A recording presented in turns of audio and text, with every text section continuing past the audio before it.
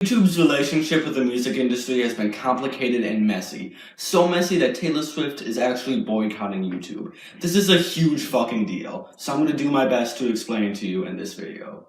The claims that these big music artists are making against YouTube are scummy and full of shit. Let me explain to you why. But first, a timeline of events. On June 21st, 2016, news broke that Taylor Swift and many other artists were taking on YouTube and complaining that they are not making enough money from YouTube. News also came out that 180 plus artists and record labels are petitioning Congress to reform the Digital Millennium Copyright Act, or DMCA for short. Pay careful attention to what I just said because I will be coming back to it later.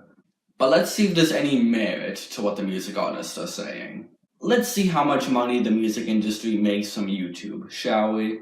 YouTube accounts for a total of about 40% of all streamed music. That's a big number, but the amount of money music artists make from this is only about 4% of their total revenue, according to an article featured in Adolph Buckley's YouTube video, link in the description below. That's a very small amount of money, and you would think it would be understandable for them to want a bigger slice of the pie, but it's not at all. These music artists, they do not need more money. Taylor Swift, she has a net worth of $200 million. Paul McCartney, another person on Taylor Swift's side, has a net worth of $1.2 billion.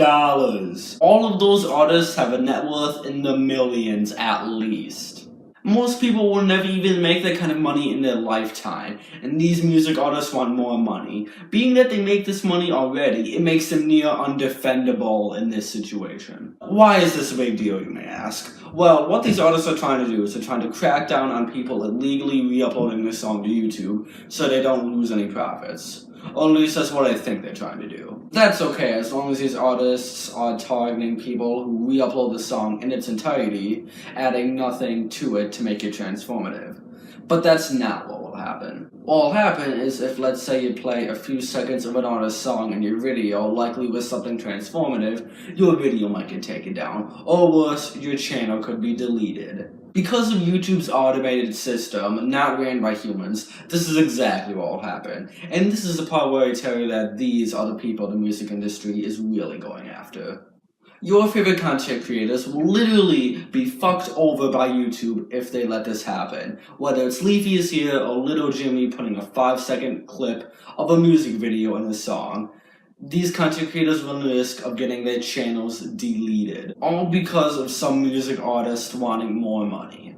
But it goes much deeper than that. Remember when they said that 180 music artists and record labels are petitioning Congress to reform the DMCA? Considering that they're trying to change the law, this does not just affect YouTube. It affects YouTube, Vine, and Musical.ly. If you want to post a 6-second video with your favorite song in the background, you might not be able to do that. If you want to lip sync to your favorite song, you might not be able to do that either. If you make content on any of the big three, you are affected by the music artists. But what can we do to fix this? Well, first of all, don't contact the artists directly. The artists have a huge fan base that will flock to them and defend them no matter what they do. What you should do is contact the CEOs of the big three and make sure that they stand with the content creators, not the music artists and companies.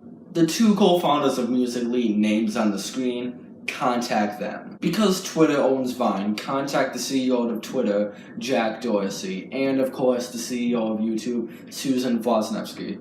For the few of you watching this video, if we let this happen, we'll have a system that benefits the few and screws over everyone else. As the cuck Onision said, it's the 99% versus the less than 1%. So let's not let this happen, guys. Thanks.